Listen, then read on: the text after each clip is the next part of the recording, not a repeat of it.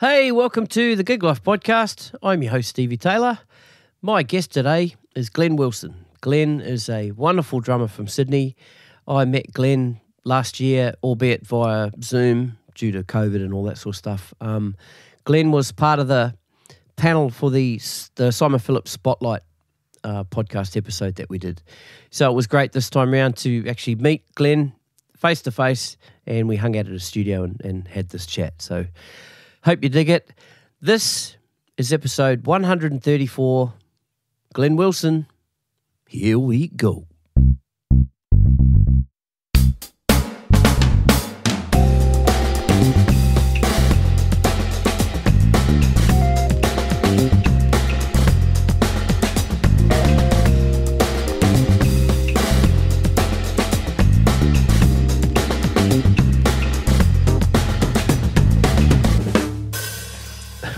All right, I think we're rolling. Glenn Wilson, welcome to the Gig Life Podcast.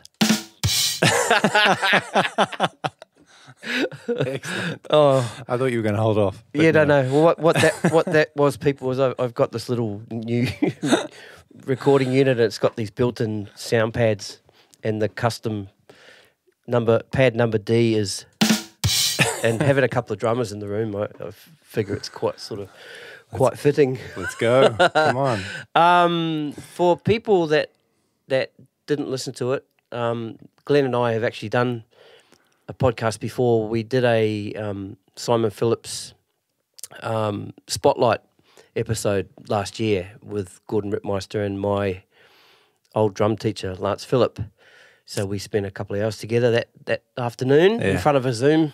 Great fun. It was good. It was good fun. So here we are now in your studio, which is, it's kind of cool, man, because I've seen watched all your videos, and it's kind of, I don't know, if you watch something long enough, you kind of feel a little bit sort of invested or part of it, and then to actually be here, like in the room where you've recorded all the stuff, and there's the worm, and and there's your all your wall treatments on the walls that you've talked about in your videos and stuff. Yeah. Yeah, it's cool. It's cool to be here, man. Did it feel smaller, bigger? It feels small. It's smaller. Yeah. I think the cameras you got in here, it actually looks like a really big room. It does, and it's doesn't it? really impressive. Yeah. Yeah. Wide angles. Yeah. So I'm currently in the closet, hanging from a coat hanger. People are going to get sick of that. But You should have a giveaway how many times you use it. Yeah. Well, we said at the start we'll just try and use it once, but I mean that's twice already in the first couple of minutes. Well, I mean, that's interesting. The whole thing with the Instagram was that I wanted to just document the process of doing this. Yep. Because I've spent a lot of time in studios, but never, I kind of have a, romantic affection to engineers. Yep. And just how skilled they are. Yep. And just I'd sort of drawn a line that wasn't something I could do, So once I sort of decided to just jump in and do it, I thought I'll document the process, and so I can look back. It's always good to look back and see where you come from. For sure. Yeah. How long have you had, or when did you build the studio? This was all COVID. This was year. all COVID? Yeah.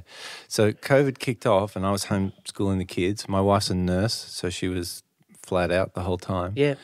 And I thought, oh, man, I really want to do this, Cool. We've been here for quite a while. Yeah. I've got an office upstairs where I do a lot of video work. Yeah. But nowhere to play the drums, Yeah. So then... So you never had a drum room either, no, at all? This was sort of a garage. I had a pad set up and a little kit, Oh, wow. And, I said to my wife, what do you think? I'm not earning any money. Let's spend a bunch of money. And no, she was totally cool. So, yeah. A friend of mine is a carpenter. He builds sort of studios. So he helped me frame it up, and then I sort of ran out of money and had to finish it myself. So, yeah. Yeah. So the shape, I'm sitting. Well, if you go to Glenn's videos, there'll be a link for it in the show notes. I'll link the YouTube and also your Instagram. and you can see the room yourself. I'm currently sitting near the keyboard and the monitor. The shape of this roof here was that. What was the thought in having that shape, or was it like this? Yeah, so I mean, originally this was it's a double garage long-wise, right, and a single car wide. Yep. And what they'd done is, because the block sort of slopes down, the garage ended up being really high. High up, right. So what they did is they cut into that and built an office upstairs. Okay. So that is actually the floor of the office upstairs. Right. Which is why it's so low. Right. And then we had to, put as much as we could in there to get some isolation. Yeah. But yeah, this area here was not on purpose. It's just what was left. Okay, right. And initially I was just going to put a wall up here and just make it that, Okay. But I'm so glad I didn't. Yeah, for sure. Because now I can engineer there and have people in here, Yeah. over there, and it's great. Do you find the shape of it? It's actually, you'd have some reflections bouncing around here. This is the ugliest part where you are. Yeah. But in general, because nothing else is parallel, everything else is, skew width. Yeah. There's very minimal build-up, of Yeah. like low frequency or dodgy stuff. That's cool, man. Yeah. It turned out, there's nothing scientific about it. It's all luck. Yeah. But yeah, sonically, I'm so happy with it. Your videos sound, they sound and they look really, really good. Oh, thanks. Fantastic. Well, having the video business, I got a lot of gear just laying around, Right, okay. Well, let's talk a little bit about that then, because is that Polydivision? Yep. Yeah. So talk a little bit about that. Okay, so I did my first musical in 2004, which was Saturday Night Fever, and that was like all around Australia, through Asia, New Zealand, 18 months tour. And I've always been into movies, cinematography, things like that. Just always loved it. So I bought a camera to take with me, a little sort of digital Sony Cybershot. And, I was just filming stuff, and it could film for like 60 seconds or something, and it's tiny little 320 thing. But, being on tour with these actors and, all these great sort of flamboyant people, we would make these little videos, like stage videos and, mockumentaries and stuff, And then I would cut them together, and I sort of started, this is just when internet cafes were sort of becoming quite popular, and I would just go and jump in a cafe, try and find tutorials on Premiere Pro or how to edit, Yeah, cool. Yeah, so I would film these little things on this camera and then, study the editing in the booth. I'd have all my books on After Effects and stuff like that, in between shows. So I did that, and then at the end of that tour, Darren Ferrugia came and filled in for me for 2 weeks, and I went on tour with a friend called Sam Hawksley, who's a really close friend, and we supported Keith Urban around Australia. And I took that camera, and every night I just set it up in different spots and filmed the same song. And at the end of the tour, I cut it all together, some tour footage, just as a gift to him, to say thanks, because, I got to see Chris McHugh play every night, and it was just amazing. Anyway, so I cut it together, gave it to him, and then a couple of weeks later, he called me and said, "Hey, I showed it to the record company. They want to buy it." Wow, really? And I said, "No way. Okay, go for it." And then I started to think, man, maybe I could do this, So I bought another camera and just, grew from there. Yeah. Yeah, and then I started doing music videos, and then I ended up at the Country Music Awards, and a friend of mine who was a lighting guy called Paul Collison, he was the lighting guy for Tanya Kernaghan when I was on tour with her. He had gone into lots of other stuff, lots of broadcast stuff, and he was having some issues with a file, and I just happened to be there, and I said, "Oh, I can fix that," and pulled out the laptop and fixed it. Anyway, like a year later, he called me up and said, "Hey, the X Factor's coming to Australia. I want to try and pitch for the video thing, like to do the video content." Yeah. And I said, "Oh, cool. Well, that'd be great." So he pitched it. I went and had an interview with the guy at the X Factor, and it was terrible. It was terrible. And I thought, the interview was terrible, but the interview was terrible. But the product was good, right? Because I think those people, their perception is that, you know, like a production house will come in Yeah, and take yeah. care of the show. Right. And there's me, that's, you know, a guy from Flemington with a Mac saying, hey, we can do this. And he just didn't buy it. Anyway, I just thought that was not going to happen. And anyway, somehow that happened. We did the run. We did the first X Factor and they loved it. And then I did, I don't know, 7 years or something on that show. Wow. Yeah. So my job was all the content that goes in the screens on the stage. Yeah. And then from that we did The Voice, Young Talent Time. It was just, that's, if I can categorize my life in decades, that was my 30s to 40s. Yeah, right. Like 10 solid years of TV. And in that time I was doing musicals, but Yep. no sort of gigs around town. you know. Okay.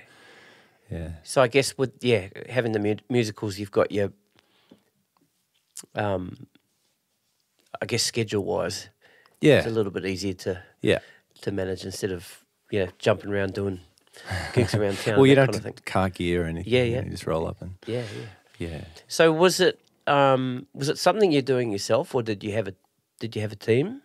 I started off as Paul was the operator, so he was operating and playback in real time Yep. on set when they were recording. Yep. But I would do all the pre-production of the content, and then he, as we went on, he started editing as well, and then the two of us were doing it. And then as it got bigger, we got people in, and we had 3 people in the end. Mm. Yeah, but for the first couple of years, just me. Still going now? No, I still do all that stuff, but Yeah. just not in those, Yeah. that capacity. Yeah. Yeah. Cool. So what are you doing with it now? It's more corporate now. Cool? Yeah. Although, I mean, we just did Australia's Got Talent, so we still do a few of those things. Mm. Yeah, but like more corporate video and stuff. Yeah, great. Because actually I'm more into, I'm just so into playing drums at the moment. Yeah, that's great. That's cool. Okay, well let's talk about your musical upbringing then. So, we're currently at the foot of the mountains in Panther territory. Yeah. So Did we have a good week the other week? Or did we not? I don't actually follow it. Me neither. Okay. No. I think actually I'd be guessing, man. Yeah, we me could, too. We could Google it. We've been here 12 years and we haven't been to a single game. Yeah, so no, fair anyway. enough. Yeah. Yeah. Okay, so that answers that question. You've been here 12 years. So where are you from originally? So I grew up in the North Shore Yep. of French's Forest. Yep. Yeah, I lived there till I was about 30. Yep. I had a great drum room under the house. Mm-hmm. My dad had laid like a cement foundation under the house and I built a big room. Mm. So it was a rehearsal room for a lot of bands that I played in. Mm. Yeah. And then we had a granny flat upstairs, which we built for my nana. So when she passed, I moved into that. Okay. Yeah. Mm. Yeah, French's Forest. Yeah, cool. I went to Davison High, not Forest High. If I'd gone to Forest High, I would have been under Steve Williams, right? Okay. And his big band was fantastic. Right. But, I couldn't get there. Okay. Yeah. So Steve Williams? Yeah, I'm sure. I'm not sure. You better but- check that. Okay. We'll check that. Great, great. Facts check. Great band leader and just invested so much into those kids. Yep. Yeah. Yeah. So how did music start for you? You got a musical family? No, Not at all? no, No. nothing. No instruments, they don't, music sort of washes over them. Really? you know. Wow. Yeah. Yeah. So I don't know. I just said to my mum one day, I was like in year 7 or 8. So what's that, 13, 14? I want to play drums. And she organised a lesson with Don Osborne. Do you ever meet Don? No. Oh, Don was a wonderful guy. Mm. And I just fell in love with it. Mm. Yeah. He was great. He was old when I met him. And I remember going in there and he was telling me who he taught, and he taught John Farriss. John Farriss is one of my heroes. Mm. And he said, oh, yeah, John came over, but he just wanted to learn rock and roll. And Don had, like, pictures of Buddy Rich and Gene Krupa on the wall. He was old school, And I thought, I'm not going to be like John. I'm going to learn everything, And then I didn't want to learn everything. I just wanted to learn rock and roll too. Yeah. Yeah. So was there a drummer that that you saw that made you want to play drums, or was it something that you heard, or? Well, I grew up in the 80s, so, like I was right into all the new romantic stuff, Duran Duran and those kind of things. But by the time I got my first kit, which like just kick and snare and hats, it was like Under a Blood Red Sky, Shabu Shaba, In Excess, and like 10 to 1, Midnight Oil. They were the things, Like 10 to 1 was the first record LP I ever had. Right.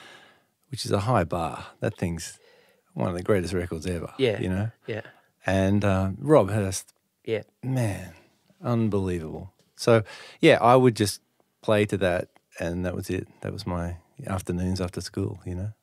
I was having lessons with Don, but they were rudimentary things, and also he was sort of veering me towards learning tune percussion so that I could be more of an orchestra player, whereas I just really wasn't into that. I was just so into the 80s music, Yeah, I've told this story many times, I think, on this podcast, but I had a this is before Lance, who you've met. Yeah. His name was Norman Gadd, and he was the symphony orchestra percussionist in New Zealand. Well, he was ex-percussionist at that stage because he was quite old as well. But very rudimentary, and I never got to sit down. It was I just walk in there with my sticks, and he's sitting down, snare drum in front of him, and put the music up and just practice the rudiments. Yeah, right. And then I just after. I don't know how long it was. Just had a gut full of that. I just wanted to play, man. I just wanted to play rock. Me too. He never let me sit down at his drum kit until, I think once we said that we weren't coming back. He goes, "Here, play. Sit down and have a play." Too late. I've been staring at that drum kit. It was an old Remo drum kit. Oh, okay. I don't know if you remember the Remo drum kits. I do. And it had a similar finish to your Yamaha that you've got here. Right. But it had the big toms. Yeah. The power tones. Yeah, and he had these Sabian. They were sound something, and they had these little bows in it, and they were kind of sound controlled. Right. But they sounded great. Yeah, right. Because of course, like I. What you mean to dull the sound? Yep. Yeah. Okay. Yeah. More of a practice. More of a practice thing. Sound control, I think they are. Right. Anyway, Sabian sound control or something. But I just remember looking at that cymbal all the time, going, I want to hit it one day, but he's not letting me, But see, what he would do is he would get off his stool and he'd sit down and he'd show me stuff. Right. But but then he'd come back and sit down and now back to the rudiments, I remember Don having one of those really big Remo pads that sat on top of the snare drum. Yep. And I was always like, when are we going to take this thing off? I just want to hit this thing. Yeah. But then when I hit it, I was like, that doesn't sound like the records I'm falling in love with. And that sort of weird disconnect between the sound of recorded drums and the sound of acoustic drums, I just couldn't get my head around it. And you picked it up back then? Yeah, I mean, if I was practicing to those records, like In Excess or Midnight Oil. If you think about In Excess, like Shabu Shaba, that's a big, fat, low-tuned snare drum, and Rob Hurst is, cranked as ringing, just like crazy, and so I couldn't practice a song unless the drum sounded like the track. Oh wow! I couldn't do it. It just didn't work for me. So I was endlessly tuning, like I'd play to, and even like if you think about Under a Blood Red Sky, it's a different thing again. So I would retune and then pull the cowbell out and play some Midnight Oil, and retune, and I was just constantly retuning. I had to have the drums sound like the record for me to play along. I didn't have that sense of tuning until much, much later. Yeah, right. Yeah. There was a certain sound. I spoke about this when we did the Simon Phillips podcast. A lot of the drummers in town were playing Tama drums, and me too. Yeah, I had Pearl drums, right? But also there was some of the guys. It was around the time. Do you remember the Remo muffles? Yeah. So that was the thing, right? But that was the live sound. Yeah. Yeah. So everybody had these muffles. So I thought, well, they've got them. I better get them. Yeah. You know, there's not much you can do with those looking back. You all sound the same, They all right? sound the same. Yeah, But I just thought that's what drums had to sound like at the moment because, you know, all my heroes in town had them. Yeah. You know? And probably that was closer to the sound of a recorded drum anyway, in a sense. you know? Yeah. Back in that time anyway. Yeah. Yeah. So, yeah. But, Interesting. yeah, it wasn't until I think I was, I wouldn't say I was the first, but, you know, I just took those muffles off one day and was, when I was playing in my dad's cabaret band, I had these open ringing drums, you know. Oh, it sounded great. It all sounded great, you know, I thought so.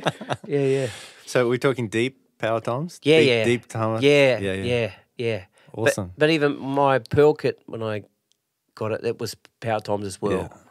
I ended up selling that kit 2-3 years ago to make some space. Oh, no way. You kept it that long? Wow. Yeah. I actually brought it over from New Zealand with me. Oh, man. Yeah. And we packed it up we got the special wooden box made. And I took all the heads and all the hardware off and I paid this removalist a whole bunch of money to pack it nicely in this box, which would come over with the rest of our stuff or a whole bunch of other stuff from New Zealand. And got it here, unpacked it, and he hadn't packed the shells. He hadn't packed it because he sat all the shells inside each other. Yeah. And hadn't packed individual shells. Oh, yeah. And they were all scratched up and banged up and, oh, man. So, yeah. Oh, that's not what you want. Because I remember the day that because I was waiting for them to turn up, of course, and I was working, and the box arrived at my work that day, and at lunchtime, I took the top off, and I was devastated. Yeah, I bet. Yeah, I bet. Yeah. We get attached to our drums. We do very much. big time. Yeah. But yeah, lucky I did sell them because, like I was telling you before we started recording, you asked about my space, my room. Yeah. And I don't have the room to set drums up anymore. And with that set of drums that I had at home, it was twice as bad. Yeah. So anyway, that's fine. It is a luxury to be able to hit a drum.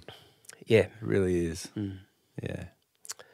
All right. So you've started getting lessons. So did you move away from that teacher?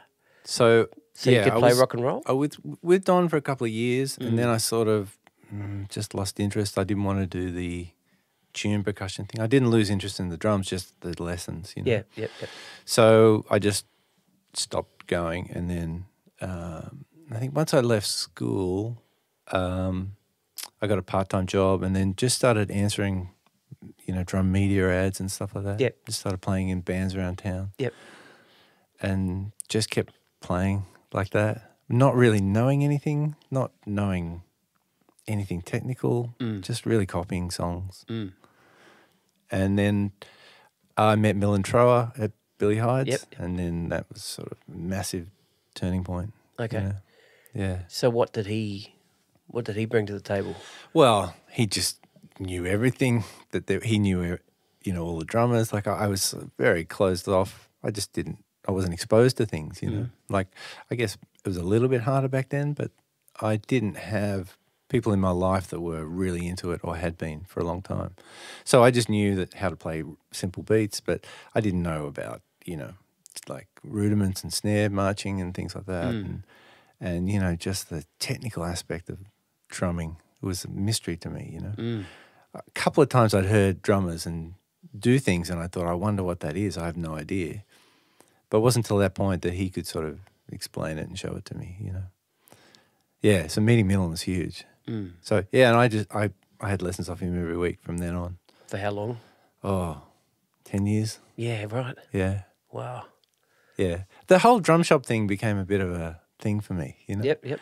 Like seeing everybody once a week. That's it. The community, and, I remember at French's Forest, if I was trying to work on something or just felt a bit disillusioned or, like you need gigs.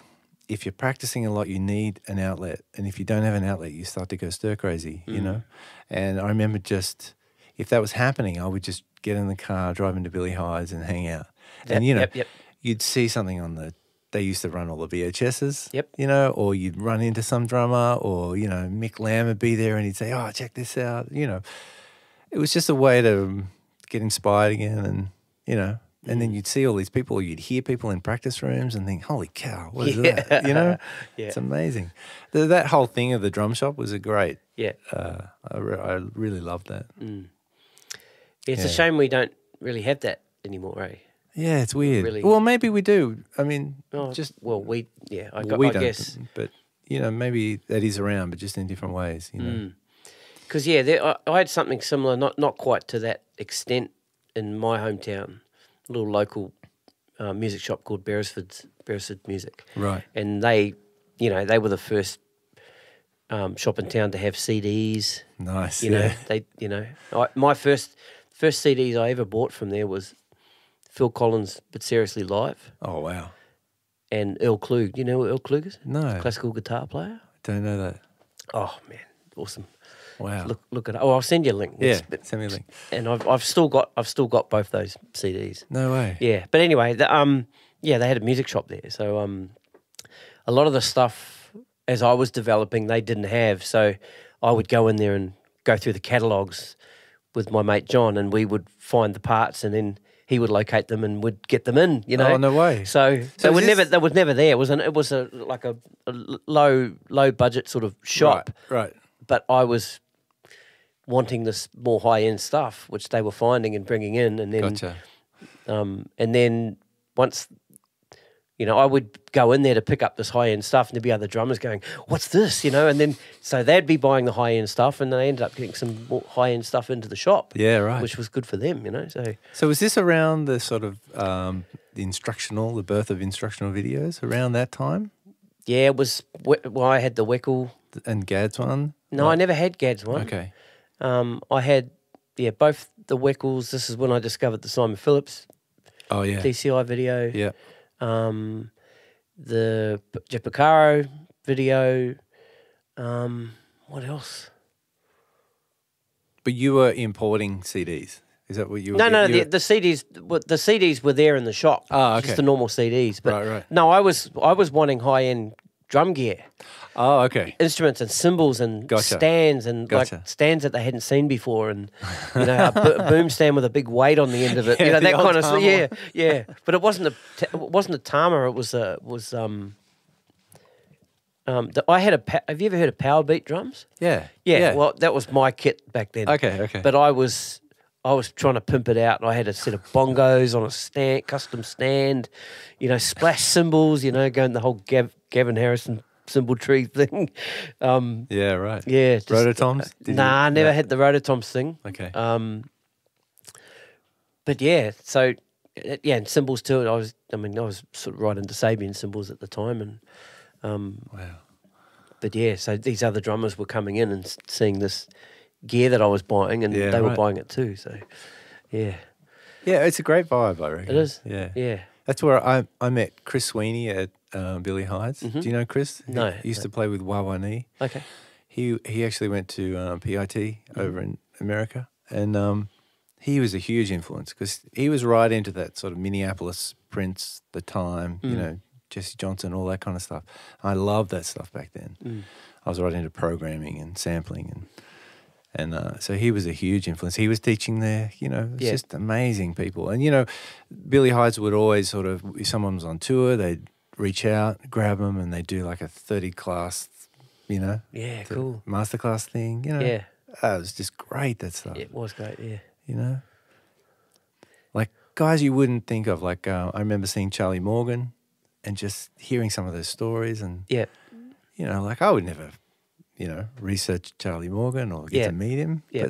But what a great vibe. Yeah. Yeah. Yeah. Awesome. Great times. I would go into Billy Hyde's. This is once I'd moved to Australia, obviously. I would cruise down there on a Saturday afternoon or Saturday morning or whatever it was, and just check out stuff. Probably 2 years before that, I was playing in a band, and this guy used to always come along and watch, right? and then we'd hang out afterwards. And it's Johnny Adams. Oh, no way. Yeah. Oh, man. So we became quite good, really good mates because he would come to my gigs and watch me play. And Right. then afterwards we'd hang in the car park and just talk for hours, you know. Anyway, I'd finished up with that band or whatever, and then I was in Billy Hyde's one day, and this guy comes, "Hey, Chief, how are you?" "Oh, Johnny." So Johnny was working there. So, you know, I would get really good discounts on stuff. And, Yeah. you know, I'd go in to buy a pair of sticks, walk out with a couple of cymbals, Yeah. new cymbal bag or something. And John's a great guy. yeah, top drummer too. He would always, you know, really look out for you in the shop. For sure. Yeah. Yeah. He was great. Yeah. Yeah. Like him, a great drummer too. He's top Holy drummer. cow. Yeah. Wow. Yeah. He filled in for me in my band at my wedding. No way. Yeah. Your band played at the wedding. My That's band, great. my band played at the wedding, and yeah, he filled in. Did you Yeah. play? Did you? Oh yeah, I jumped up. We had a Yeah, bit of a jam. Okay. Yeah. No, Johnny.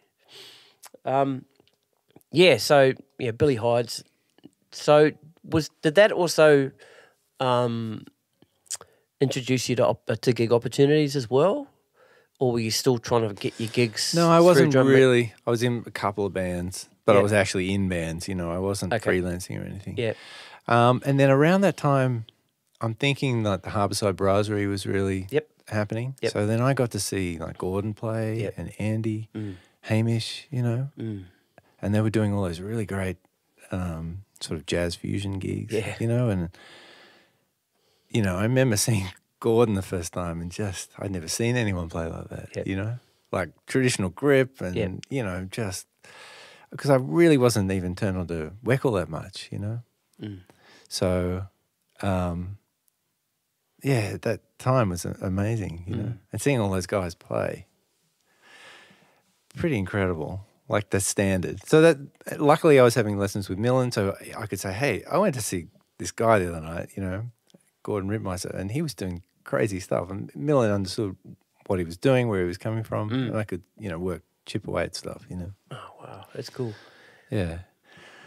That was a great time. Yeah. Yeah, so then around that time the sort of acid jazz thing was happening. Yep. Dig were playing around town, brand new heavies, all that stuff was happening. And there were lots of venues.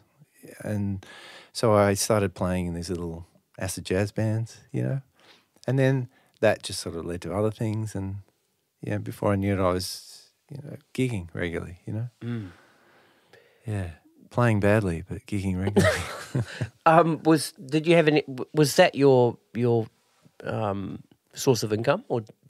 Well, I did a little bit of teaching at some schools, and I was still working at Grace Brothers. So, Okay. and I was living at home. So, you know, Okay. yeah, I was well looked after. So what were you doing at Grace Brothers?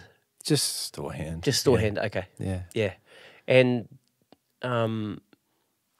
you mentioned teaching there. So when did you start getting into that?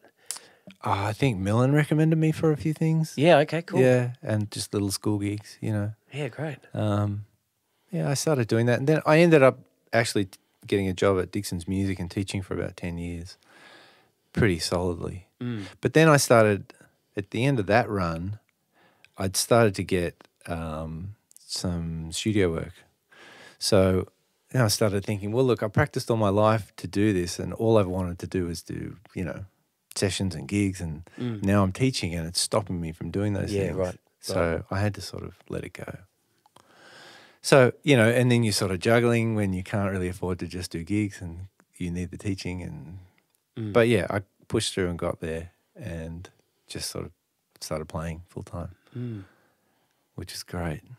Then the recording thing took off, and that was, if I think about that, that's like 2000 to 2010, that decade of just recording, you know. Wow. That's Yeah, cool. because I was playing a lot of country music. Yep. And there were lots of little independent country record labels. They were all funding records. So we would go in and do like 3 days and track a record, you know, and do that 2 or 3 times a month, you know, and then odd ones here and there. There's so much recording around. It was great. And if you mention that to the old guys like Doug Gallagher and all those guys, they'll laugh at you. Yeah. Yeah. Yeah. Because they were doing like 3 a day, Yeah. you know. Yeah. But even to me, that time was magic, you know. I got to play with amazing people. Yeah, sorry, I'm jumping around, but Please do. Yeah, but well, I think I'm pushing you around. yeah, that was a great time. Yeah. Do you remember that the first time you went into a studio? Because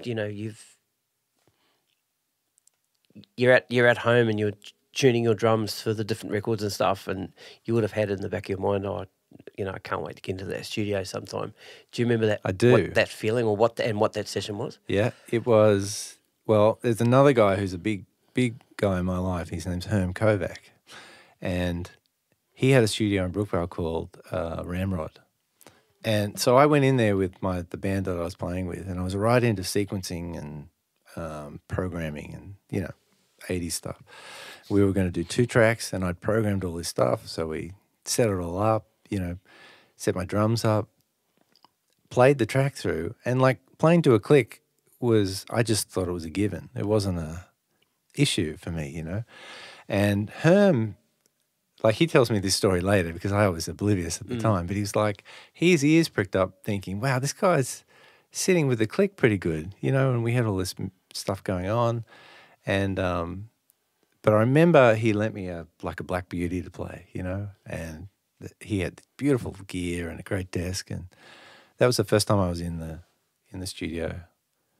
And anyway, years later, I would run into him, and he sort of kicked off my whole career in the studio, for sure. He was the guy who went into bat for me. Mm. Yeah, he booked me for one thing, and then that worked out really well, and then just kept booking me. Mm. And then other people booked me from that. So, yeah, he was a great guy. But his studio was the first one, yeah. Mm. Were there international studio drummers that you were aware of that you were sort of studying how they were doing it, since you were in studios doing it? Was there guys you were seeking out? I didn't understand what being in the studio meant. Okay. Do you know what I mean? I do know what you mean, yeah. Like, I didn't understand how to play in the studio, how to tune for the studio. Like, right. I didn't understand any of that stuff. Mm. So, I would go and see Phil Collins when he would tour. He was a massive guy for me, and I would see all these international guys. But I didn't know the guys who were in the studio in Australia. Okay. I just didn't know anyone, know. But yeah, once I'd sort of had enough of an idea to work out what they were doing and how it's so different, like how you don't want to go into the studio and smash your cymbals, and you want to understand compression and how things work. Like, once I started to get my head around that, everything changed. But yeah, I just didn't know, And to be honest, I was so busy just trying to not fail. Yeah, right. It wasn't on my radar, Yeah. But I mean, I'd heard records, like I remember hearing Notorious, the Duran Duran record, and with Steve Ferroni playing, we were talking about it and just thinking, what is going on? Like, sonically, what is that? What's happening, and how is he playing all that stuff? But then I went back and checked out the Average White Band, and you have to go back. Yeah, for sure. And then, but I didn't learn that till later, And I remember Gordon saying that to me. You got to go back, man. Go and check out these guys, And that's when I started going back, because at that time I'd grown up in the '80s, listening to the '80s, Right. That's just my thing. Yeah. Yeah, that's cool. You can't get rid of it. Yeah. When did the theatre drumming start? Because you're quite prolific there, aren't you? You've done a lot of shows. I ended up doing a lot. But that was that Saturday Night Fever tour that I did, that one I spoke about. Yep. Yeah, so that was the beginning of it. Mm-hmm. It's the first one that I got given, which was great. I'm fascinated with pit bands and that whole ecosystem. It is an ecosystem. Yeah. It is. Yeah. One thing personally I would struggle with would be the monotony of it. Mm-hmm. 2-3 shows a day, whatever it might be, for however long your run is, having to play note for note as per the charts or the books, whatever. Yeah. How do you navigate that? How do you keep it fresh for yourself? Or does it get to a point where it's like, Money's in the bank, bro. Well, no, never. I don't Yeah. think it ever. Yeah. Well, the way I explain it to non-musicians is imagine a hall, a school hall. Yep. And I said, I'm going to lay down footsteps all around this hall. And if you follow them, it'll take you 2 hours. Now, I want you to vacuum this hall and I want you to tread on every single step the same. And you can stop, but when you stop, you have to be perfectly still and you can't talk to anyone or say anything. Then you can start again, but you have to start at a different tempo and you have to do everything that I say. And you can't put a foot out of step. Yep. Then come back and do that every day. And can you imagine mentally? Yeah. Imagine if you tried to do that mentally, what a taxing event that would be. Yep. And not so much intellectually, but just boredom and just physically doing that. Yep. You know? So with the musical, what's fascinating about the musical is you're with a whole bunch of people and you're going through cycles and none of the cycles match up. And I mean like emotional things, personal life. So, and you think, oh, I'll have a bad gig and then I'll have a good gig, but it's not like that in the theatre. It's more like you'll go through a slump of 2 or 3 weeks and then you'll start having a good period and then, you'll go again. It's a longer arc of ups and downs for me. And the thing is that you might be having a great time at that point, but there's someone else that's going to be really struggling and then you're in such close contact and there's so many, things happening in the theatre in that pit at the same time. You might just get someone who's overly negative or doesn't want to be there. Imagine those personalities all rubbing each other. And then the smallest thing can start causing friction. And also people get bored and they need friction sometimes, or drama or whatever. So there's all this stuff going on in the pit that's not musical, nothing to do with actually playing. Yeah. It's just relational. And I remember getting in the pit and just playing like crazy and just driving everyone nuts, So I had to learn, how to be, just to treat people with a bit of empathy in the sense that they're all going through stuff and they come to work to, do this thing. The theatre is tricky. I know what you mean. But, magic can happen in those places. Yep. And when you do those shows and, you're playing with great players and the score is good, incredible things can happen. It's very exciting. I reckon everyone should do it at least once just to experience it, because it's a great thing to do. The discipline of it, like playing note for note. Yep. And, sitting with a click or not sitting with a click, if it's a show without a click, and then just the whole navigating personalities and learning how to be a team player, not bugging people and understanding sometimes they just need some space, Yeah. Yeah. It is the ecosystem. Would you, that's interesting you're talking about. I never thought of it, it was just my idea of everyone's in there and, hey, let's just get through the show together all on the same level or whatever. It's interesting that you're saying everyone's at that different emotional sort of peak or trough or whatever it might be. But well, that's not even taking into account that actual just personalities rub on each other. Yeah, right. Like they do. There's nothing you can do about that. There's nothing you can do about that, and that's there before you even get started. You know? Yeah. So I think if I've learned something, it's trying to identify when I just drive someone crazy and learning how not to do that. Not to do it, yeah. And I've done that enough to regret it. So, so I'm very wary of that. No, that's cool. Would you ever, do you have like a band meeting where you try and nut that stuff out, or you just... No, because it never goes to the band. Yep. It shouldn't ever go to the band leader, and it shouldn't escalate. I mean, sometimes you find that maybe I've been this guy, but someone is the wrong person for the job and it's hard for everybody else, like just musically, and that can cause friction, But yeah, I don't know. Just try and keep it sweet. Yeah. If you can. Yeah. How do you maintain your reading chops? I do a lot of prep for a musical. Yep. like a lot of prep. I'm not the world's greatest reader at all. I don't generally come across something that I can't work out, but I do a lot of prep, leading up. So if you're going to depth for someone, because Gordo told me you depth for him on Hamilton, is that right? Yeah. And maybe there's probably other stuff. Do you know a fair way in advance that that's coming up, and then do you get the book? Yeah. In advance. I wouldn't do it unless I was prepared. Otherwise. Yeah. Okay. Gotcha. Yeah. I kind of say that up front. Yeah. Because I'm just not. I don't have those skills to sit down and pull it off.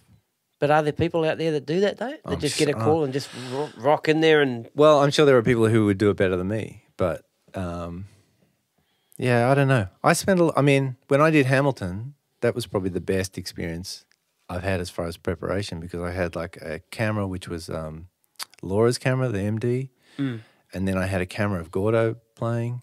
I had a stereo mix of the show with click and well mixed, so I could just throw it into Logic and just play through it. Yeah, that's cool. And I could see Laura. I knew what was coming when I got there. Even still, that's the hardest show I've ever done by far.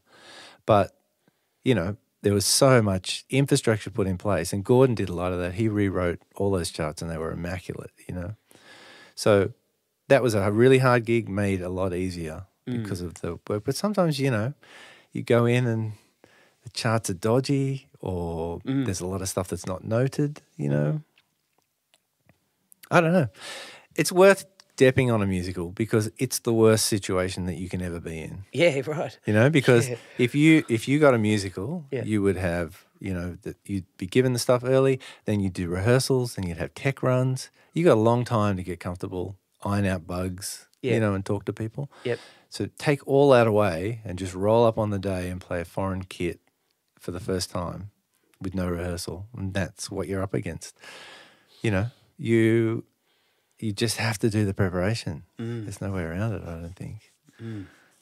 But it's so worth it when you do. The other thing is that if you are the principal drummer in a musical, man, do you need a night off every now and then, Yep. If you're doing 6 months, like when Darren came in and did that show for me, I'd done that for about a year at that point. And what a bummer if I'd missed a tour with, supporting Keith Urban. Yeah. That was an incredible experience. Yeah. And, but he had to learn the whole show to come in and do that. So it's made me a lot more sympathetic. When someone says, hey, can you come and do this? Like I just did Jagged Little Pill for Warren, but that got cancelled. I only did a handful of them. It was nowhere near worth the amount of work I had to put in to do it. I got cancelled due to COVID. Just bad. Or other stuff. Yeah, just bad ticket sales, I think. Yeah, right. It's never really worth it to dip on a musical, but you can't imagine how much the drummer appreciates you coming in and giving them some space to go and do a good gig or something. Yeah, gotcha. Or spend some time with their family or whatever. So I always try and say yes if I can. One, it's a great challenge because it's the hardest thing to do. But two, they'll help you out when you need it. Yeah. Yeah, that's cool, man. You should do one. I haven't played in a while, man. I don't think I'll be doing a theatre show. Well, I got offered a gig on Saturday to play it's a rock gig. Just playing like Seattle type music. Nice. That kind of stuff. But I said, nah, man, I'd be letting the team down if I if I rocked up. You wouldn't. Yeah. But no, I just did myself. I thought, no, I at least need to be playing a little bit before, take some gigs. And the way I look at it too at the moment, I mean, there's other people there that I think need gigs more than I do. So right. Yeah. That's good. Yeah, I just prefer to talk about gigs at this stage. Well, this is a great thing you're doing. Thank you, man. I know a lot of us appreciate it. No, that's cool. Yeah. So you've been part of the country music scene for a while. Yeah. And you've been part of the Star Maker band for 20 plus years. Yeah. Can you talk about that a little bit, what that is and how that sort of operates? So every year I think Toyota do a search for what they call the next Star Maker, all these people from around the country submit auditions, and then I think there's a travelling roadshow where people play to judges. Anyway, they all end up in Tamworth, and it used to be about 20 of them. Is this around the time of the Tamworth Music festival? Festival? Yeah, yep. So they would do two songs each, 20 artists, so you're up for 40 songs, and then they'd have guests. So you probably do about 50 songs by the end of the night. It's shrunk now, but back in the day, that's what it was. So we would, get there early on the day of rehearsals and rehearse everybody, and then do the show at night, and then do another show in the park the next night. And that's the way it would work. Yeah. Amazing. So that was a great learning curve. Made a lot easier by iPads. Oh, really? Right. Because back in the day, you'd have all your paper charts, Right. and I'd have like a little Dr. Beat or something for my metronome markings, Now with Fourscore, I have all my charts set up. I have the song attached to the chart. I have the tempo and the click attached to the chart. I have in-ears in. So, if the artist walks up and I'm looking at her thinking, I don't even remember your song. I'm looking at the chart thinking, I have no idea what this is. 50 songs have gone past, You just quickly hit play. Ah, that quickly one. audition the song. Oh, yeah, wow. okay, cool. At least I can start it. Yeah. But yeah, we got to play with some great people. Initially, those gigs were just the artists, and then the previous winners would come back, and they're substantial artists now. Yeah. Andrew Farriss from INXS played one year. Yep. Lee Kernaghan, a whole bunch of people came and sat in. So you're learning stuff as you go. But the core group of us, Sam Hawksley, Duncan Toombs, Ian Lees has done a lot of those, and Claire O'Mara on fiddle. That group of people is almost 20 years. Wow, that's impressive. Yeah. Great. Yeah. So do you get, you were talking about your show prep earlier, but for this, you're saying you turn up on the day, you do the rehearsals. Is this when you're getting the songs from the artist? No. So this is all prep before that as well? We would try and get them a couple of weeks before that. Yeah. And then just, woodshed, go through them, make all your notes. Yep. And are you bouncing off each other as a band while you're doing that, or are you just woodshedding your own stuff and then you get together? Well, if something's dodgy or the chart's bad or the version's different or the key's different, that can happen, or this section's missing, or they're going to do this song but this version, you nut all that stuff out. And then, when you get there on the day, you run through the rehearsal and then, I don't know, you get to the end and you just, what just happened? Do they record it? Yeah, they record it. They televise it. Yeah. Oh, cool. Yeah. Excellent. Yeah. Yeah. Do you play any other instruments? No, I goof around on the keyboard, but I don't actually. No. Yep. Yeah. I play enough to make things for me to play to. Yep. Okay. And when you learnt to read, was it just drums? Yeah. Drums and rhythm? Just drums. Yeah, okay, gotcha. I always wanted to be a reader. Yep. I'd seen Gordon, and I had a lot of lessons with Andy Gander. I could see how much reading helped them learn, and study and develop techniques and ideas. And I just wanted to have that skill.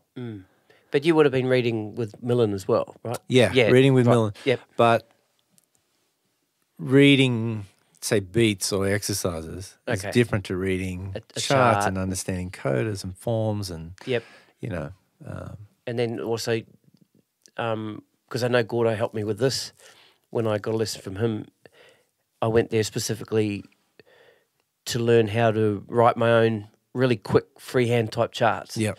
And he showed me how to do that. Yeah. So it's My favourite story of that is Mark Meyer. Yep. Was a huge drummer in Tamworth, or a huge drummer for me in general. Just a phenomenal drummer, and I used to go and see him a lot. But I remember he was at Tamworth doing all these gigs. We used to be up there for 2 weeks sometimes, or 10 days. We might do 20 or 30 gigs. Artists who were playing 3 sets, So you're learning so many songs. But Mark had this little, those little notepads are about that big, and they just flip over. Yeah. And he had somehow worked out, he just rested it on his bass drum, and he could work out that each page was a song, and he just had shorthand, and he would play these songs beautifully, he's just looking down there every now and then just to remind himself that, Yeah, he had that whole thing. Everyone's different, right? Yeah, yeah. I just write play 8, Yeah. fill at the end. Yep. Everyone has their own thing. But, yeah, that's a handy. I mean, what's great is you can do all that shorthand, but then when there is a figure that you have to catch, you can actually notate it, Yeah. and read it. Yeah.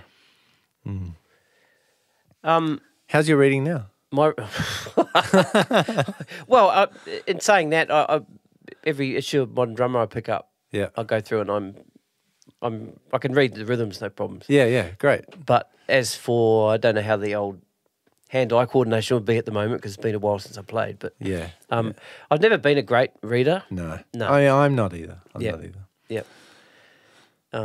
But I mean, that's cool. That's cool. When I asked you the other day to send me through a bio, you sent me through some stuff, and one thing that sort of stood out to me was a gig.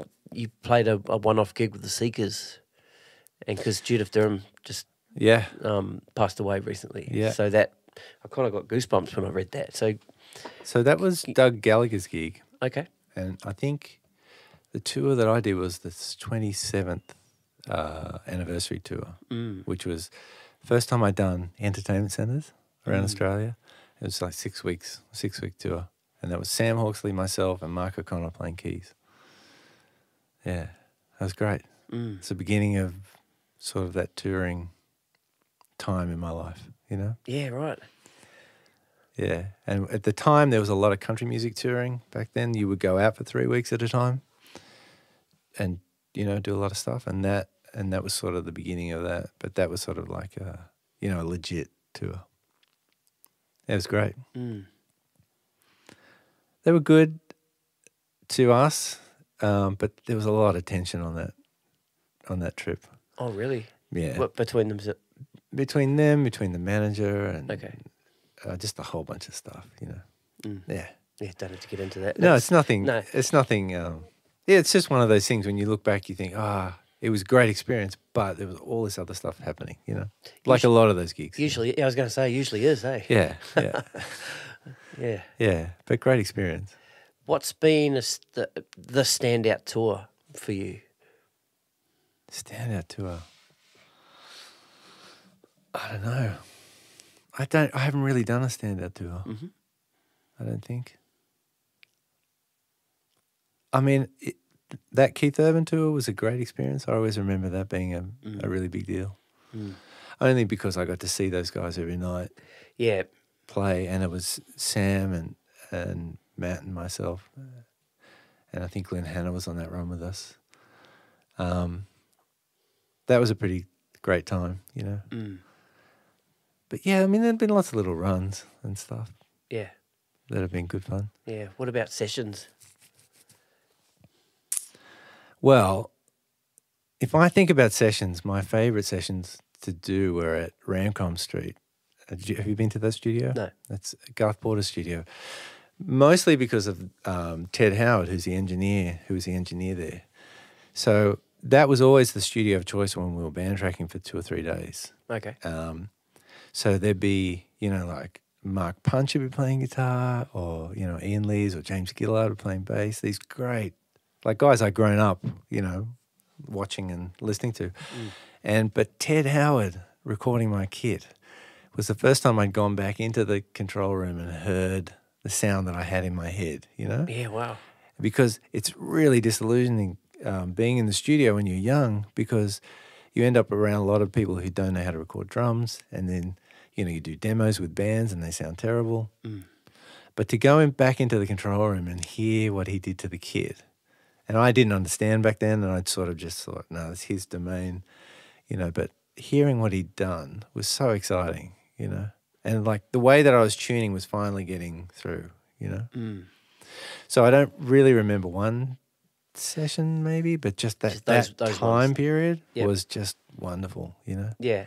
Like I knew. Were you comfortable to asking him questions about? Yeah. I'm just getting to how you've got to the sounds that you get now, which we'll talk Well, about in a I minute. mean, just mentioning Ted, when I built this, Yep. I got him to come out and Okay, booked cool. him for half a day, and he just spent a half a day with me, and Oh, we wow, just went that's through great. everything, recorded things, moved stuff around. He really helped me get set up here. Yeah. So, yeah, there was that. But the thing with him is you've got so many things happening, you know, like, because we're tracking a live band. So drums, bass, 2 guitars, singer, you know, and an acoustic in another booth. There's so much happening. I would love to have, you know, just picked his brains about what he was doing. But he's so under the pump. Yeah, okay. Dealing with all those people. But, like, he's also so on the ball. Like, you'll play the song once and you'll come back in and he'll have markers for every section. And you can say to him, hey, punch me the verse. He knows exactly where that is. He's musical enough to know the form of songs and, you know, where chords are, you know, and sections. So it wasn't until later on when things relaxed a little, I'd say, how are you doing that to the snare? You know, and he'd say, oh, look, I'm compressing it here. It's not going to tape. It's just for the vibe in the room or whatever, you know. So I learned a little bit from him in those things, but nothing like what I've learned the last year and a half, you know. But that's just me coming down here, you know, moving a mic 10 centimetres and recording it, moving it 10 centimetres and recording it. I've just spent a year down here, Yeah. you know, in Wonderland. That's awesome. And what I like about your videos, what's the series called? Can I Get That Sound? Is that, Oh, yeah, yeah. Can I Get That Sound? And then there'll be, I think there's a Soundgarden one there. There's a David Bowie one. So people go back and listen to those, and you'll know what we're talking about. But so those songs, do you, before you come down here, do you have a sound in mind, or have you kind of found a sound that kind of sounds like, while you're playing it, go, oh, that sounds like that song. So then you record the song. Does that make sense? Yeah, it does. Yeah. And, well, I mean, as an aside, when I first started doing music videos, I remember a director who'd done a lot of videos said to me, listen, just make them. Make as many as you can. You need to do at least 30 or 40 before you start making good ones. So just get it out of the way. Learn the craft and do the art of it, you know? And so when I got the studio, I mean, the first thing I wanted to do was relive all those beautiful sounds I'd heard all my life. Yeah, okay. But what I realized was so I would pick a song. I think what was the first one I did? Berlin, Take My Breath Away. Remember that ballad from that song, right? I don't know why. I don't have an affinity with that song, but I just remember thinking, can I get a classic 80s reverb snare drum sound? And can I make the hats sort of sound like an 808? Yeah. Can I do that? So I came down and tuned what I thought was appropriate, picked the cymbals out, put tape on stuff, like just acoustically try and get the sound as close as possible, and then move over to the computer and start messing around and trying to learn how to shape the sound. But I've never learnt more than doing those. They're the greatest learning tool. Even if you don't put it out. I only put them out because it's sort of an accountability thing for me. Gotcha, yeah. You know, like I say I'm going to make this video and it's going to go up. So do it and try and do it well. That's the only reason I put it up. But like you learn so much from like I tried to do Some Like It Hot, Power Station. Remember that song? Mm-hmm. I didn't get close. I just abandoned it, you know. But I must have spent 2 or 3 days bashing my head against a wall trying to work out how to do that. Yep. I just couldn't do it. But I learned a bunch of techniques and things, and you know, you just got to get in there and get your hands dirty on all that stuff. That's cool. And then, like someone like Ted will come over and show me one thing, and it's like, oh man, I was like barking up this tree and it's over here. You know? Yeah, they're great. Those things. Yeah. It's like learning and setting goals and things. Yeah. Is there a Sorry, I didn't really answer your question though, did I? Did I have the sound before I come down here? I always have the track in the thing. Or did you have the song that you were going to am I going to sound like this song before you came down? Yeah. Yeah, okay. Yeah, right. yeah. So I'm like the Los Lobos one I picked out because I'm a huge Chad Blake fan. Yep. I'm like, I've got to get that drum sound somehow. Yep. So I, come down, put the 18-inch kick up and try and get that sound. You know? That's cool. Yeah. Do you have? Are you do you have in your mind that you'll get to a point where, or before I came here and we started talking, after watching all those videos, I had no idea you were just doing it for yourself. See, I had it in my mind that you do sessions here. I do. Yeah, okay. Yeah. Yeah, and because it all sounds so fucking good. Oh, You know? well, thanks. Yeah. So, yeah, okay, well, let's talk a little bit about the sessions that you're doing then. Well, I mean, initially I built this and I thought it's either going to go two ways. It's either going to be something that's sustainable and I can do, Yep. or it's just going to end up being a room where I practice or teach. Yep. Right? But the goal was to have a place where I could practice again, like really go through exercises and, Yep. you know, develop just technically and musically. Yep. But also because I'm just so infatuated with sounds, to learn how to get those sounds and record them for people, you know. But I never advertised. I sort of put the videos out as a means of letting people know that I had a space and that's what I was doing. Okay. But I never sort of put a thing up saying, hey, I'm doing remote sessions, because one, I never felt comfortable with whether I could pull it off. Or, you know, if I'd send the right file types or the right sample rate or get the gain structure right, the phasing, you know, there's a lot in it. So I didn't advertise, and I just thought I'll just let it, if it grows, and we'll just see what happens, you know. And just one thing led to another. And, I mean, now I'm down here most days doing something. Wow, that's cool, cool, or at least man. 2 or 3 a week. Good on know, you. That's great. Yeah. But I think, you know, like COVID was the impetus for everyone working remotely. Yeah. But now it's actually, it can be viable. And I can be so much more creative here. Yeah. You know what I mean? I've got all the toys up there. Yeah. Shakers and weird things. And Yeah, I can yeah, spend time detuning stuff. Yep. You know, like, I mean, I like to just pull the kit apart and start fresh for each song and, you know, pull a big bass drum out or something. And yeah, it's great. That's cool, man. I mean, recording is so much fun. Yeah. Yeah. Now, being a self-produced drummer then, do you find yourself when you're playing through a track, how do I explain this? Do you have any problem taking the producer hat off while you're playing your drum part? Does that make sense? Yeah. How do I?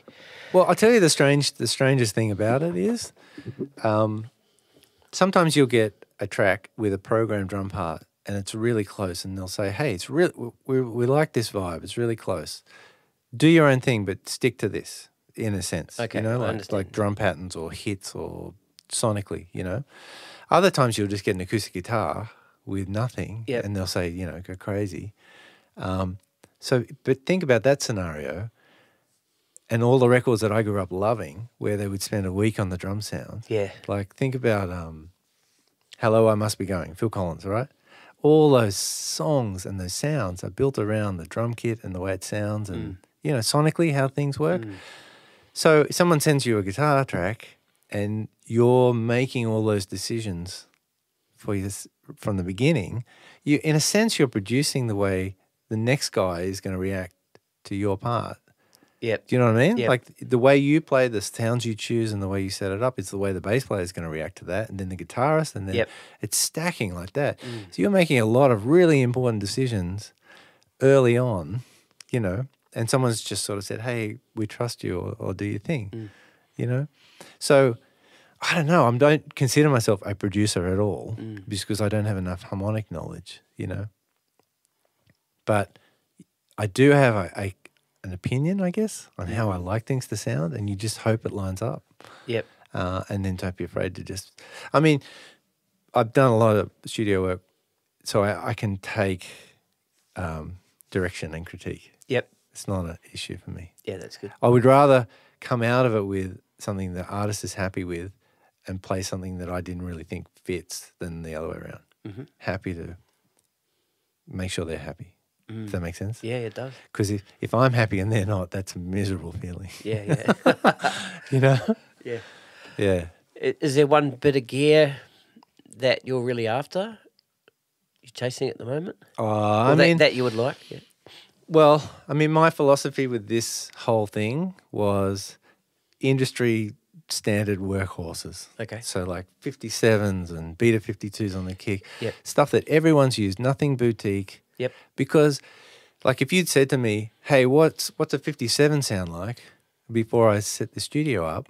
I mean, they've been on my snare drums all my life. Yep. I couldn't have told you what a 57 sounds like or what it does to the sound or how it's different from another mic. Mm-hmm. So I probably should learn, you know, what everyone else is using, what that sounds like first. Yep. And then build from there, Gotcha. right? So yeah, so I would love some expensive Neumanns. Yeah. Especially on the kick. Okay. But yeah, no. This is all stock standard stuff, which everyone's used for decades. Because I figure that's the best way to learn, right? Yeah, right. You Yeah, know? it is. How much do you rely on plugins? Well, the plugins are essentially useless when you do a session for somebody because you end up sending the raw tracks. I always send a stereo version of my Vision, you know, with all my plugins on it because I'm deep into the plugin thing. Yeah. So I always send that to them so that more so they know where I was coming from, what I was trying to achieve. You know? Because, you know, if you pull up the raw tracks and, you know, I'm hitting some tambourine thing with a piece of bamboo and it sounds like crap, but if you go back and listen to the stereo mix, you'd see that I put a delay on it and I crunched it and put it up in the corner and it's supposed to be a little thing up here, not the whole thing, you know. So they need a reference to what you were thinking, but I love the plugin thing. Yeah, cool. Yeah. Favorite plugin? Favorite plugin? I'm going to say Echo Boy from Sound Toys. Mm-hmm. Yeah. Cool. I'm partial to delays. I just love I love the sound of a delay, you know. What about solo music? Have you ever written your own stuff or written and recorded your own stuff that you'll one day release? I have, but I haven't thought about it. I have been thinking more about it. Maybe not song-wise, but maybe just I'll do a crazy sound collection of things, like drum beats with industrial things on. Yeah, like a sample pack type sort of. Oh, not a sample pack, but like a contained piece of work. Oh, okay. But not song format, maybe. I'm thinking. Because I think I've just boxed myself into a corner thinking, oh, I can't do that. Well, maybe I should just do me. I don't know. Yeah. Something crazy. Yeah. Even though it's, you know, I probably should do that. Going back to that, you were talking about you do your videos and it's accountability for yourself. And once you say you're going to, you know, if you tell yourself you're going to do this video, then you do it. I wrote and recorded and produced an EP with that mindset. Yeah. Because I'd written songs for years and never released anything. So one day, it was not long after New Year's, I just like got on my GoPro and said, hey, I'm going to release a blah, blah, blah, blah, and I put it up online. And that was it. So from that, there's the accountability. Yeah. And that's it's what important. I did with solo music. And you see people do that with like weight loss, you know? Yeah. Like they'll put up a post, hey, I'm starting today. I'm doing this thing. I'm doing this challenge or whatever, you know? Yeah. And I think it's great, you know? I mean, you know, if people are going to see stuff, you want to make sure it's good. Yeah. And it stretches you, you know? Yeah. But all that stuff's like a diary for me. Yeah, it's cool. It's not for any other reason, really. Yeah. So I can look back, you know? Yeah. But I'll link all that stuff in the show notes. Oh, yeah, cool. But Glenn, sorry. So I was going to say, did you release a record? I did, yeah. Oh. Yeah, it's on Spotify and Apple Music and stuff. And awesome. Yeah. Okay. Yeah. Glenn Wilson, it's been a pleasure, man. I really wish I had a garage and a shed at home where I can build a drum room because while I've been talking to you, you've seen me just staring at your drums while we're talking as well. Like I'm envious, man. It's a wonderland. Yeah, no. Well, I don't take it lightly. I know. It's a huge blessing to me and the family. So, yeah. Cool, man. Yeah. Been great to talk to you. I wish you all the best with thanks. all your recordings and gigs, and can't wait to see more videos and thanks. And then hang out again. We're going to do a Steve Ferroni Oh, so you're putting it out there? I'm putting it out there. There we go. The next spotlight episode is Steve. Let's do a Steve Ferroni. Ferroni. Yeah, let's one do of it. my heroes. All right, Glenn. Thanks again, man. Thank you, Steve. Take it easy. Appreciate bud. it. Yeah, sweet as.